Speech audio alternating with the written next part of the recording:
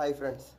അപ്പോൾ നമ്മൾ ഈ പ്ലംബിങ്ങും ഇലക്ട്രിക്കൽ വർക്കും പഠിച്ച ആൾക്കാരെന്ന് പറഞ്ഞു കഴിയുമ്പോൾ ഈ എല്ലാ പണി അറിഞ്ഞിരിക്കണം. എല്ലാ പണിയെന്ന് പറഞ്ഞു കഴിഞ്ഞാൽ തേപ്പറിഞ്ഞിരിക്കണം, കെട്ടറിഞ്ഞിരിക്കണം, കോൺക്രീറ്റ് അറിഞ്ഞിരിക്കണം, അങ്ങനെ ഒരുപാട് പണി അറിഞ്ഞിരിക്കണം.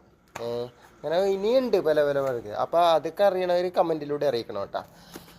അപ്പോൾ ഇതൊക്കെ പഠിച്ചാൽ മാത്രമേ വയറിങ്ങും പഠിക്കാൻ പറ്റുള്ളൂ, പ്ലംബിങ്ങും പഠിക്കാൻ പറ്റുള്ളൂ. അപ്പോൾ നമ്മൾ ഒരു പണി മാത്രം പഠിച്ചാൽ പോരാ, ഒരുപാട് പണി പഠിക്കാനുണ്ട്.